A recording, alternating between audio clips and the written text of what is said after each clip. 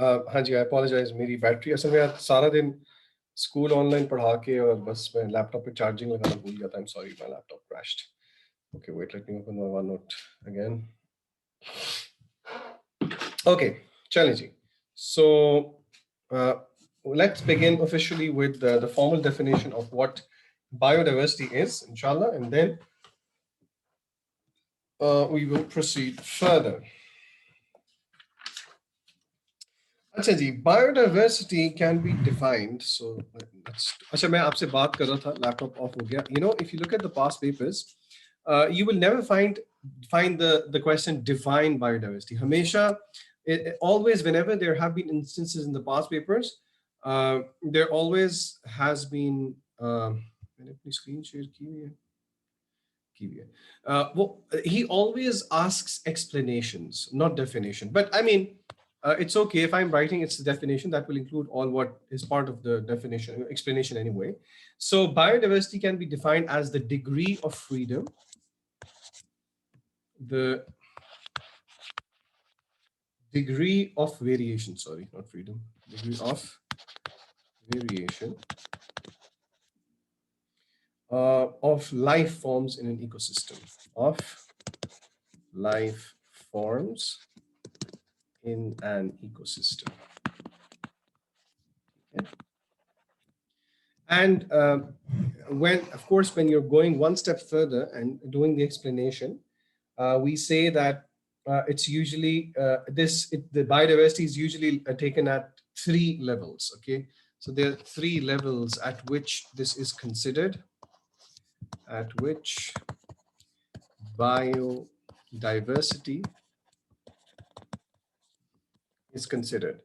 Of course, I talked about them yesterday. I'm going to list them again, and then individually we will talk about them. So the three things are, three levels.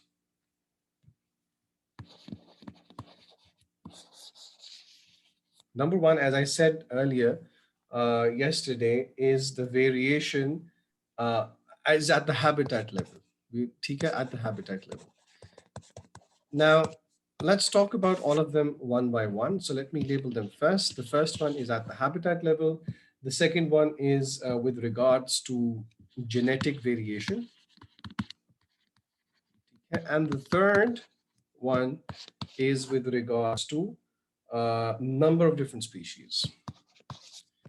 Number of different species. Okay, so these are the three levels, if you like, at which we look at the variety of living organisms. Okay?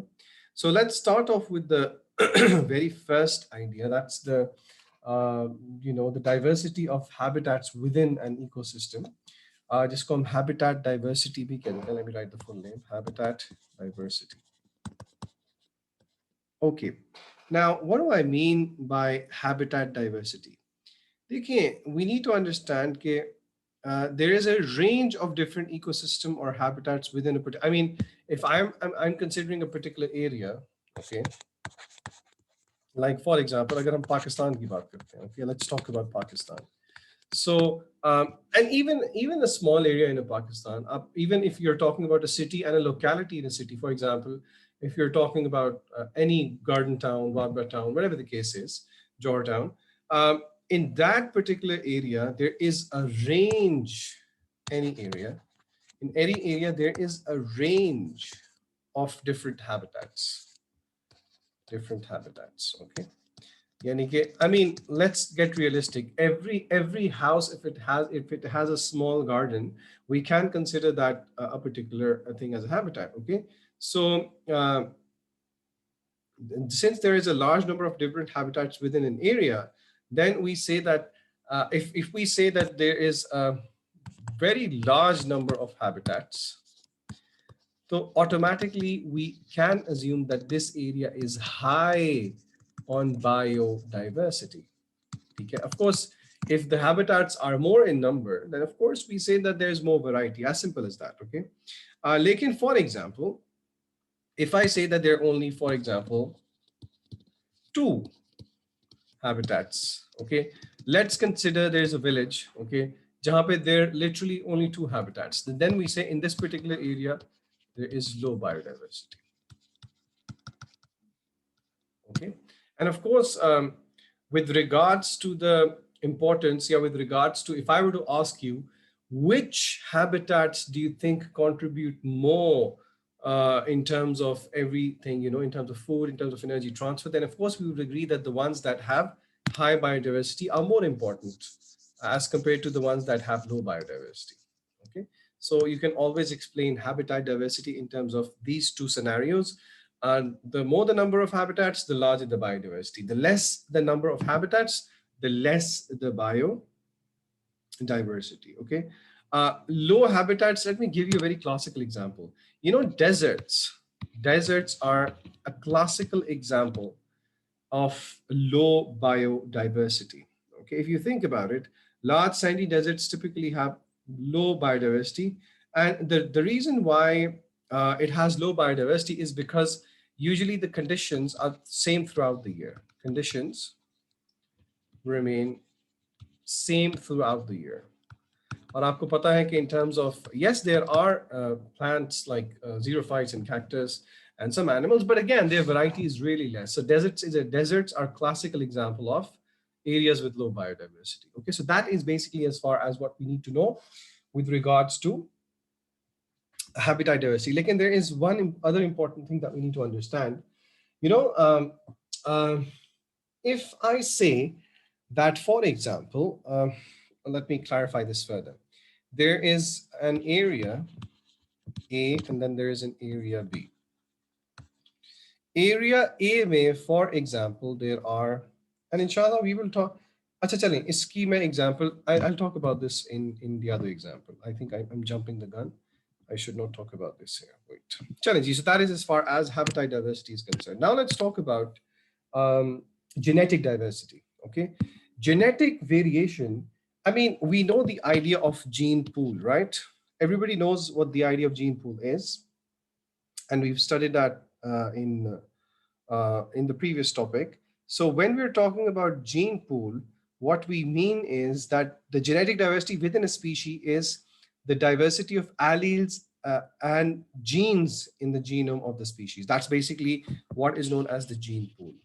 ठीक है, अगर हम gene pool की बात करें, if we're talking about a gene pool, then we understand that gene pool equals to all the alleles, okay, within a population, within a community, not a population, within a, between populations, yeah, between populations. There's one thing, there are some things that we need to understand, that, you know, the sum of all genes in a population is known as gene pool. That's as far as the diversity is concerned. Now, the number of different alleles in a gene pool is genetic. I mean, if I were to exactly tell you what genetic variation is, then that's the number of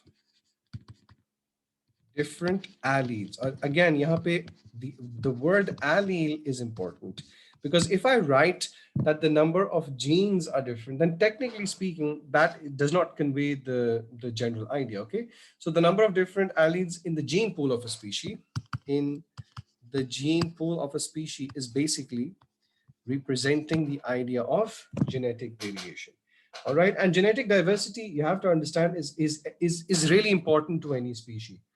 Because आपको पता है, we did that in the previous topic, that this is what produces phenotypic variation. I mean, if there are different alleles, then there are different, for example, if we're talking about hair color, so अगर सबकी genes एक जैसी होंगी, if all the genes are the same, then we won't have the variety in hair color, for example. So that's the premise of phenotypic variation, which is the raw material upon which natural selection acts. Okay, so let me write this point here. This is an important point. Genetic diversity will lead to phenotypic variation, okay? And which eventually, we know, is the raw material for natural selection. What do I mean when I say raw material for natural selection? Because this is upon which natural selection works. Natural selection, okay? So again, that's important.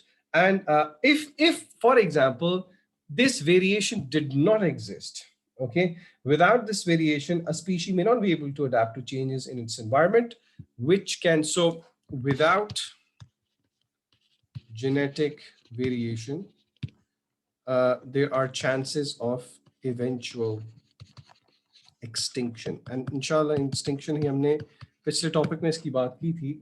We talked about this in the last topic. Okay, if there is no genetic variation, then the organisms will not be able to adapt to changes. Okay, if there is no, I think the first point should be, without genetic variation, species may not be able to adapt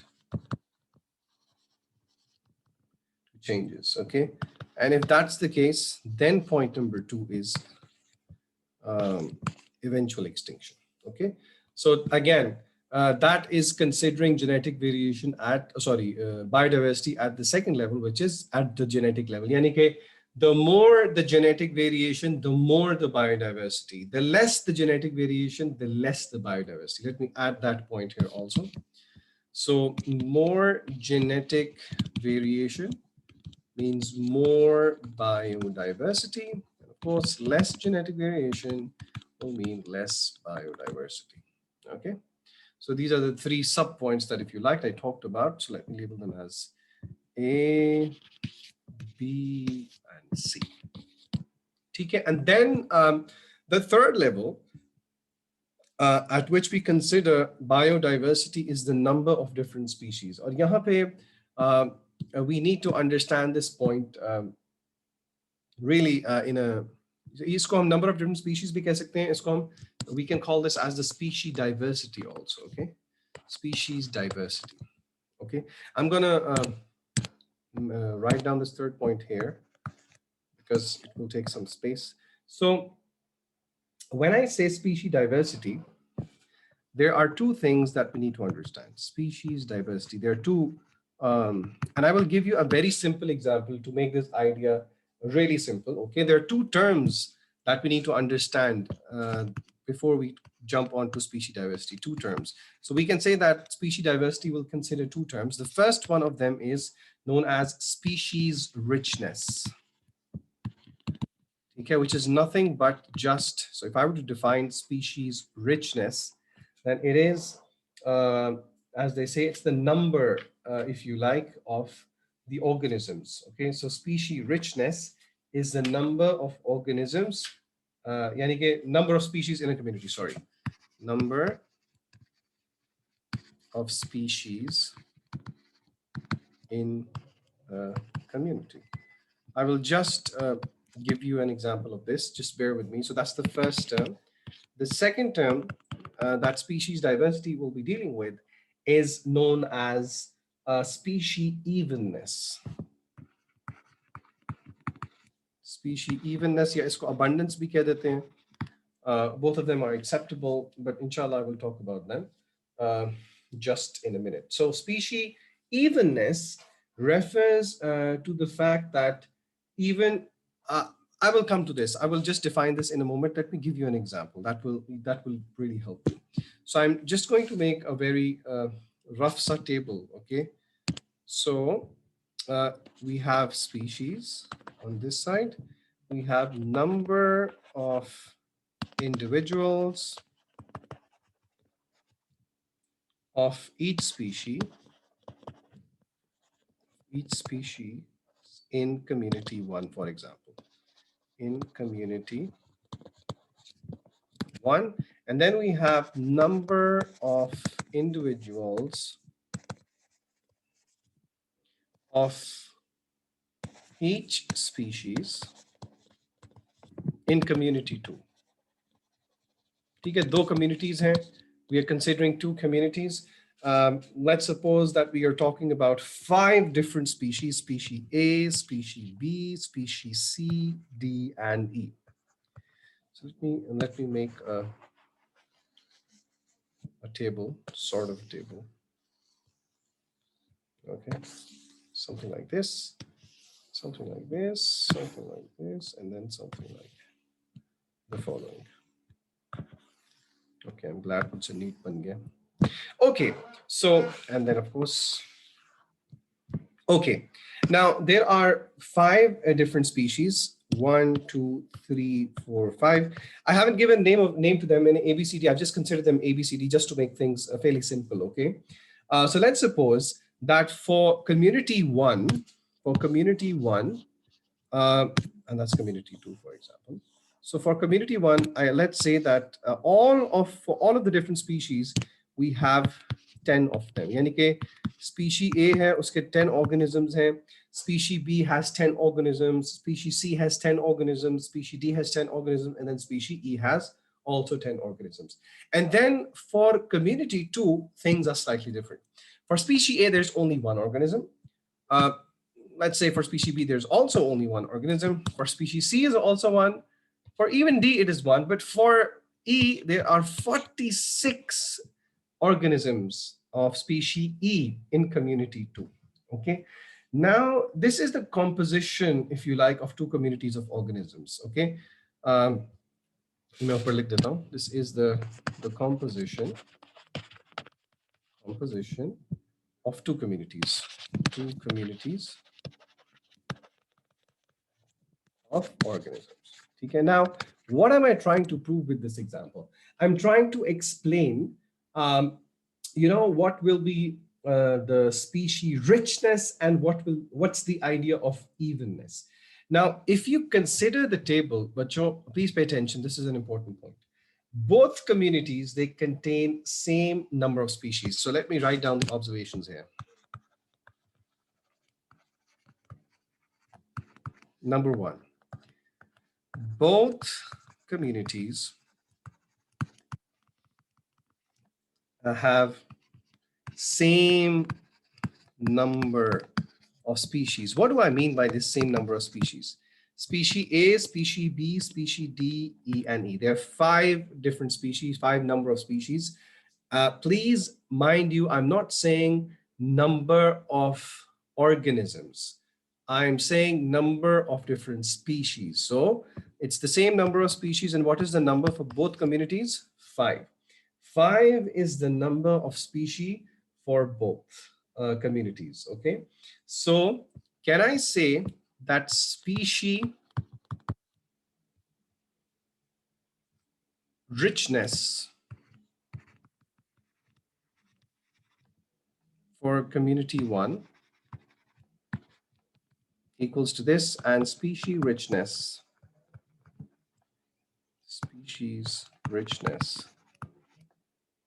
for community 2 is, हाँ जी, कितनी होगी, क्या richness होगी, बच्चों बताएं जरा, शाबाश.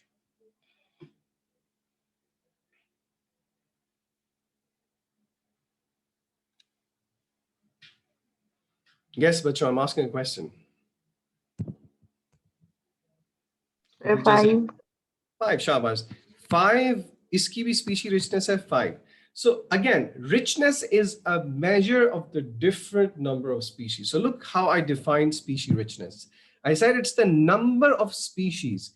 I didn't say it's the number of organisms. Okay, it's the number of species. Now, okay, so that's the first observation.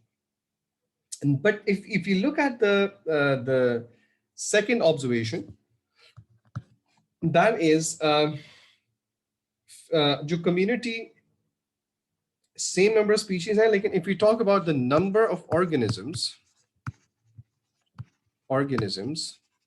in community 1 में कितने हैं? 10 plus 10 plus 10 plus 10,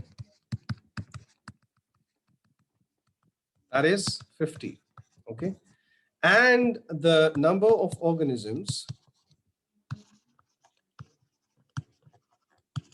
in community 2 is कितने हैं बच्चों? 50. So number of organisms भी same है, लेकिन the point that I want you to understand here is, if the organisms are the same, then what is different? The answer to that is community 2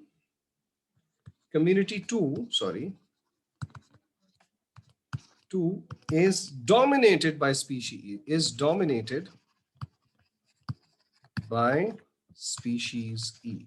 यानी कि अब you can clearly see that it's species E, 46 organisms belong to species E, and there's only one organism belonging to A, B, C, and D respectively, okay? So we say that community 2 is dominated by species E.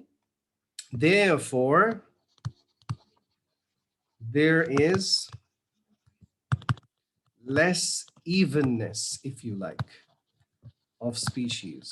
You understand? So evenness ko aap samjhe ke, I mean, you know, it's not that all of them are not equal or even, if you like. But if we're considering community 2, if we are considering community 1, sorry, the first one on the left hand side, then it contains even number of each species. Contains even number of each species. So we say that community 1 has more high evenness with regards to species. Okay, so again, so the point is, the conclusion, going back to